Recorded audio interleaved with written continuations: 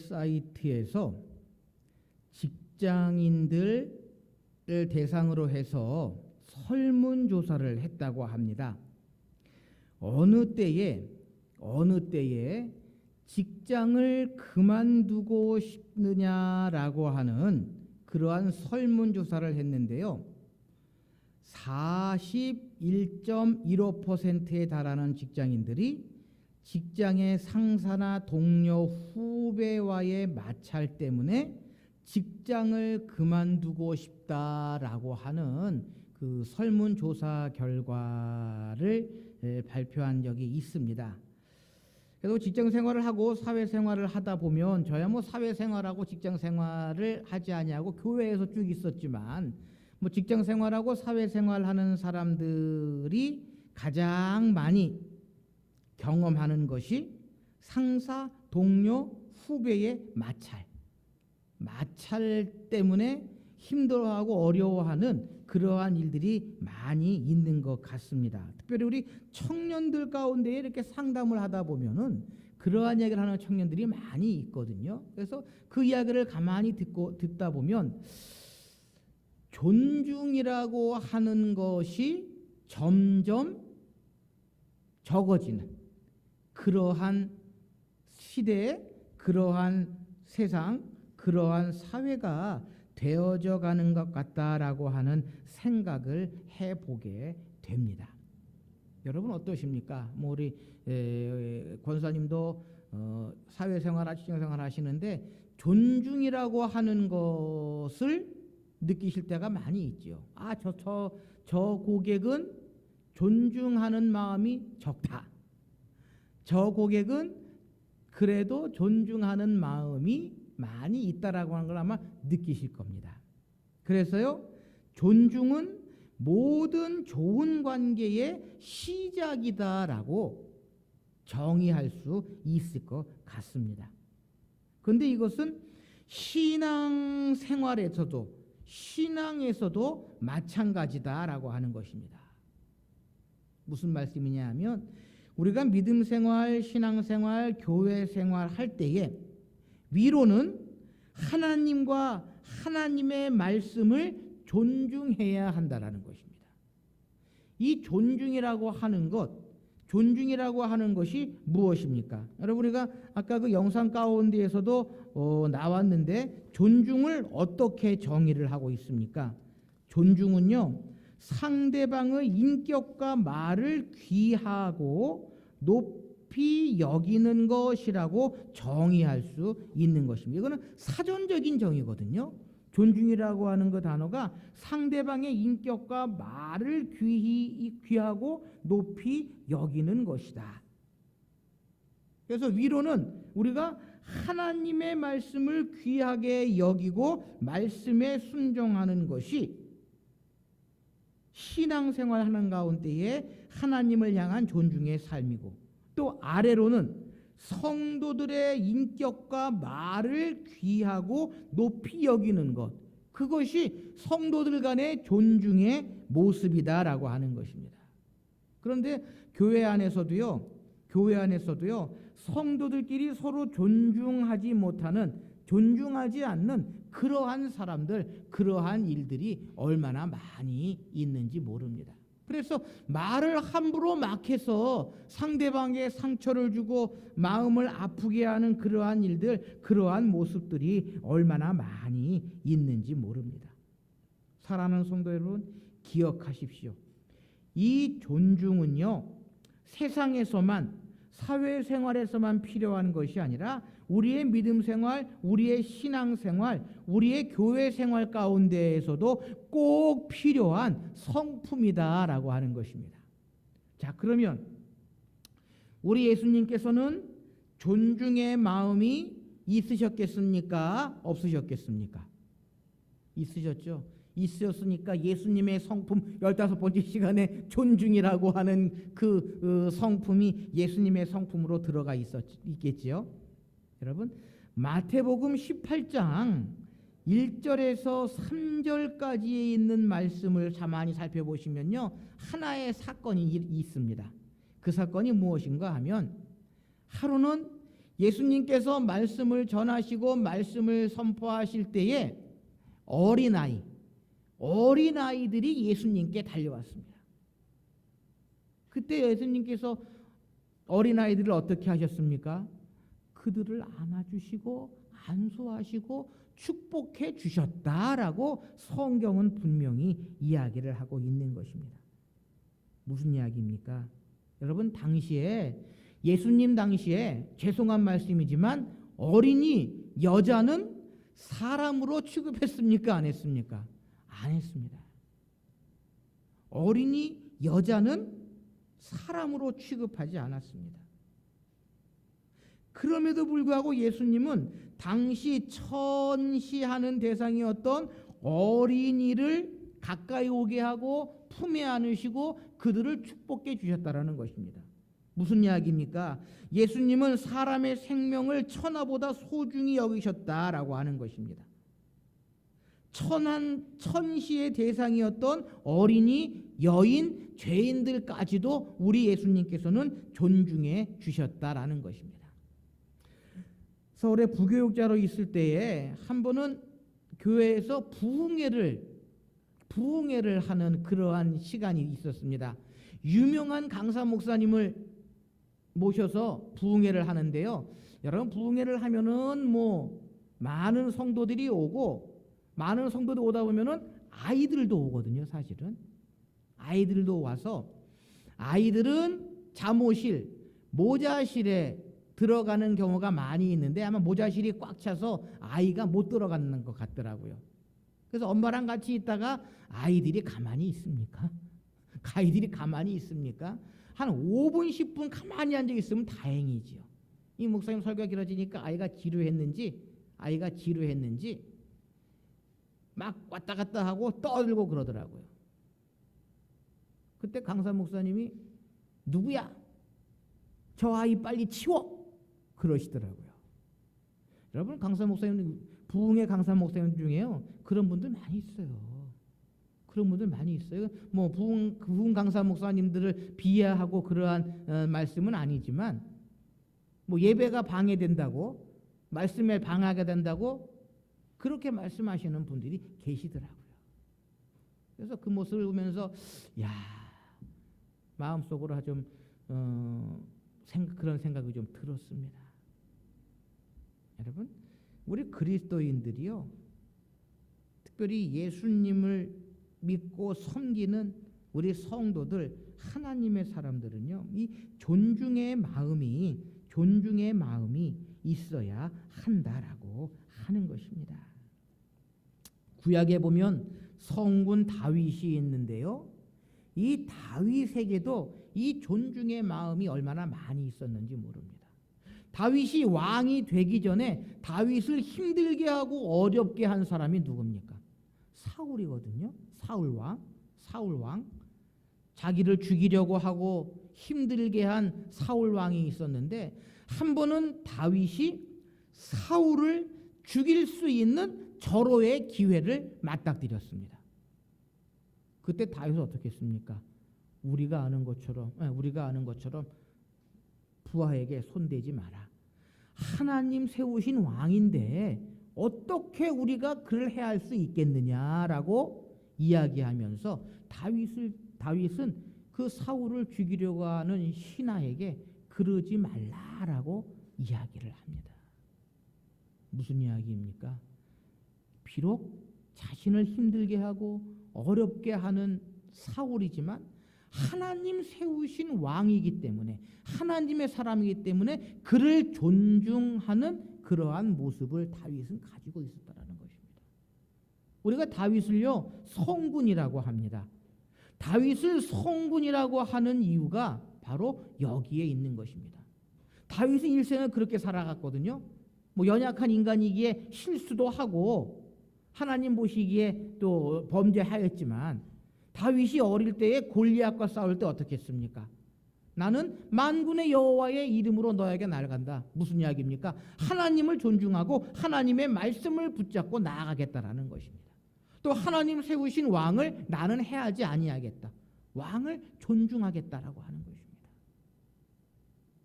여러분, 교회 안에서도요, 이 존중의 성품이 있어야 합니다. 그런데 많은 성도들, 특별히 우리 많은 장로님들요, 목회자를 존중 안 하는 분들이 얼마나 많이 있는지 모릅니다.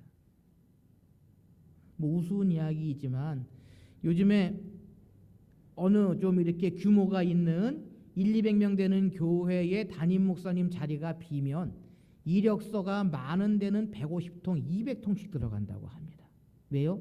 교회는 부흥 안 하고 교회가 많이 이렇게 생기지 못하기 때문에 부목사님들은 많고 담임 목사님 자리는 적기 때문에 담임 목사님 자리가 나면 한 교회에 뭐 이력서가 150통, 200통씩 들어간답니다.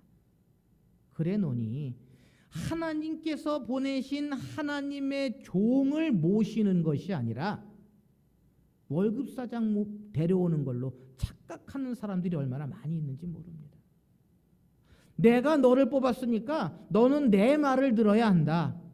내 말대로 안 하면 목회도 못하게 하고, 그런 모습들이 얼마나 많이 있는지 모릅니다. 무슨 이야기입니까? 우리가 알고 있는 목회자, 우리가 알고 있는 담임 목사님은 누굽니까? 하나님께서 보내신 하나님의 종입니다.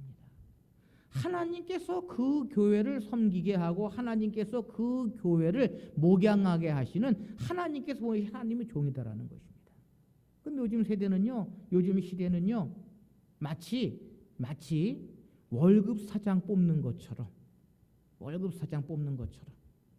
뭐 죄송한 말씀이지만 어느 교회에는 담임 목사님을 뽑을 때요, 장로님, 안수집사님, 권사님, 여전도회 회장, 남선교회 회장, 청년회장, 서리집사 대표, 이렇게 쭉 사람들을 청빙위원으로 세워놓고 담임 목사를 뽑는다고 합니다. 여러분, 담임 목사를 뽑는 건요, 당회의 고유 권한입니다. 교인들이 세운 당회원들이 담임 목사를 청빙하게 돼 있어요. 여러분, 담임 목사 청빙입니다. 청하여 모셔온다라고 하는 거거든요. 근데 요즘 시대가 교회들이 그러한 청빙이라고 하는 의미보다는 뽑는 그러한 의미들이 많다 보니까 담임 목사님을 존경하고 존중하는 그러한 마음들이 점점 약해지고 있는 것이 사실입니다. 그래서 어제도 어느 다른 교단 장로님하고 잠깐 통화를 했는데요, 그 장로님은 통합 측 장로님이 아니시거든요. 다른 교단 장로님이신데 그 장로님 그러시더라고요. 목사님, 통합 측 교회 장로님들이 좀 별나시지요. 그 말씀을 하시더라고요.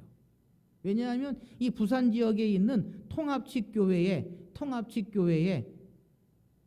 목사님들이 나가시는 그러한 일들 가운데에 힘들고 어려운 상황들이 많이 벌어지는 그러한 교회들이 많이 있거든요. 그러니까 그 장로님은 이렇게 교회를 다니시면서 영업을 하시는 장로님이신데 저한테 그러시더라고요. 목사님, 통합측교회 장로님들이 좀 별나시지요. 그렇게 말씀하시더라고요. 어쨌든 존중은 우리 그리스도인들이 가지고 있어야 할 아름다운 성품이다라는 것입니다. 예수님께서 우리에게 보여주신 아름다운 성품 중에 하나가 바로 이 존중이라고 하는 그러한 성품입니다. 그래서요, 성경에 보면 이 존중에 관한 말씀들이 얼마나 많이 들어있는지 모릅니다. 로마서 12장 10절 말씀에 보면 형제를 사랑하여 서로 우애하고 존경하기를 서로 먼저 하며라고 권면합니다. 그리고 에베소서 6장 7절 말씀에 보면 기쁜 마음으로 섬기기를 주께 하듯하고 사람들에게 하듯하지 말라라고 권면하고 있습니다. 또 베드로전서 2장 17절 말씀에 뭇 사람을 공경하며 형제를 사랑하며 하나님을 두려워하며라고 이야기하고 있고요. 마태복음 18장 10절 말씀에 보면 삼가 이 작은 자 중에 하나도 업신여기지 말라 예수님 말씀하시고 계십니다. 사랑하는 성도 여러분, 우리가 믿음 생활, 신앙 생활, 교회 생활 하면서요, 사람과 사람과의 그 만남 가운데에 이 존중이라고 하는 성품 얼마나 중요한지 모릅니다.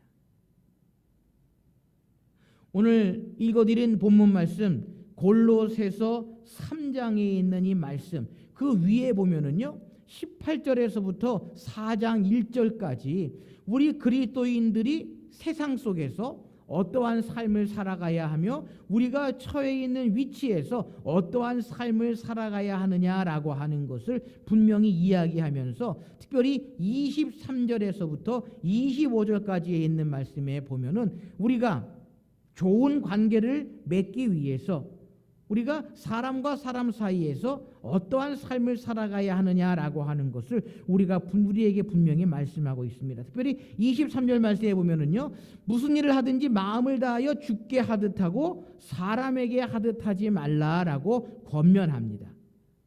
특별히 22절 말씀은 종들에게 주건 권면에 있는 말씀, 권면의 말씀인데요. 종들에게 특별히 이야기하면서 주께 하듯 하고 사람에게 하듯 하지 말라. 무슨 이야기입니까? 때때로요 사람에게 하면 눈속임을 하게 됩니다. 사람에게 하면 내가 저 사람을 통해서 어떠한 이익을 볼 것이냐라고 하는 것을 생각하게 됩니다. 그러나 주께 하듯 하라. 모든 일을 하나님께 하듯 이루어 나가라라고 사도 바울은 권면하고 있다라고 하는 것입니다. 사랑하는 성도 여러분, 하나님을 존중하면 하나님께로부터 귀중히 여김을 받을 수 있음을 기억하실 수 있으시기를 바랍니다.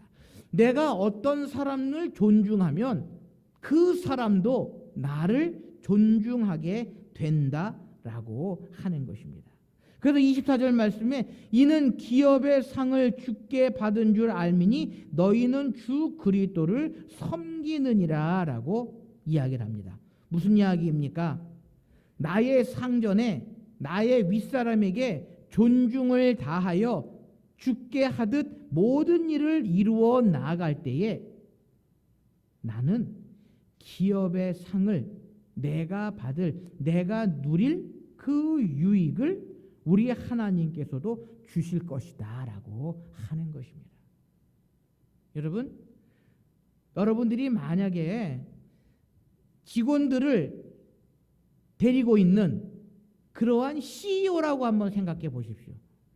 여러분들을 존중하는 그러한 직원들이 이쁩니까? 뒤에서 사장 욕하고 험담하는 그러한 직원들이 이쁘십니까? 뭐 주말하면 잔소리죠. 말을 잘 따라주고 열심히 하고 상사에게 잘하는 아부하는 것이 아니라 잘하는 그러한 사람들, 그러한 직원들이 사랑을 받는다라는 것입니다. 무슨 이야기입니까? 우리가 세상 속에서요 존중과 배려는 공동체를 아름답게 만드는 비결이다라는 것입니다. 교회 안에서도 서로 존중하여 주고 서로 배려하여 주면 그 교회 공동체는 아름다운 공동체가 되고 사랑의 공동체가 되고 하나의 공동체가 될 수 있다라고 하는 것입니다. 여러분, 하나님께서 우리에게 주신 십계명을 둘로 나누면 첫째는 하나님 사랑이고 둘째는 이웃 사랑입니다. 그 하나님 사랑과 이웃 사랑은 곧 하나님을 존중하고 사람을 존중해라라고 하는 말씀입니다. 존중하는 사람은 거짓말하지 않습니다. 존중하는 사람은 살인하지 않습니다. 부모님들을 존중하는 사람은 공경하고 효를 다한다라는 것입니다. 내가 상대방을 존중하면 상대방도 나를 존중하게 된다라는 것입니다. 존중은요, 사람이 하나님의 형상에 따라 지음받은 것에 근거합니다. 성경적인 존중의 의미는 사람에게 죽게 하듯 하는 마음 자세를 이야기하고 있다라고 하는 것입니다.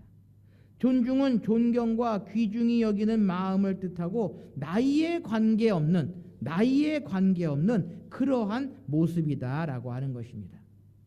제가 전에도 한번 말씀을 드렸는데요. 신학교에서 공부할 때에 어느 큰 교회 목사님들이 오셔서 목회 실습이라고 하는 목회 현장에서 되어지는 일들을 가르치시는 그러한 과목이 있습니다. 그 시간에 그 목사님 그러시더라고요. 우리 교회 부목사가 하나가 있는데 내가 불러다가 혼을 냈다고. 그래서 무슨 말씀이십니까? 그랬더니 주일 되면, 지금은 안 그러지만 전에는 교인들이 식당에서 밥을 먹게 되면 쭉 줄을 서잖아요. 그래서 교인들이 쭉 줄을 서시고 담임 목사님도 줄을 서서 식사를 기다리는데 이 젊은 부목사가 앞으로 쭉 가서는 자기가 먼저 식판에다가 밥을 뜨더라는 거예요. 나이 많은 어른들 쭉 서 있는데.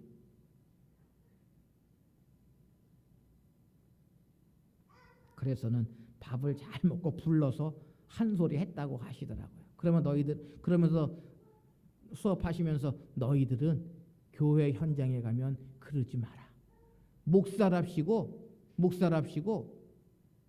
바쁘다고 먼저 어르신들 쭉 교인들 줄 서 있는데 앞에 가서 먼저 밥 드지 마라. 바쁘면 조금 일찍 와서 밥 먹고 줄 서서 밥 먹고 그러지 마라. 교인들을 존중하라 라고 하는 말씀을 하시더라고요. 그래서 맞다. 존중은요, 그 사람을 배려하는 것입니다. 존중은 나이에 상관이 없다라는 것입니다. 존중은 책임과 더불어 가장 먼저 가르쳐야 하는 품성의 덕목이다라는 것입니다. 교회에서도요, 서로 존중해야 한다라는 것입니다. 목회자를 존중하고 당회원들을 존중하고 교인들을 서로 존중하고, 아무리 내가 여전도회 회장, 남성교회 회장이라도 회원들을 존중하는 그러한 마음이 있어야 한다는 것입니다. 참된 존중은 하나님을 경외함에서 나옴을 우리는 기억해야 한다라고 하는 것입니다. 사랑하는 성도 여러분, 예수님께서 우리에게 보여주신 아름다운 성품 중에 하나가 존중입니다.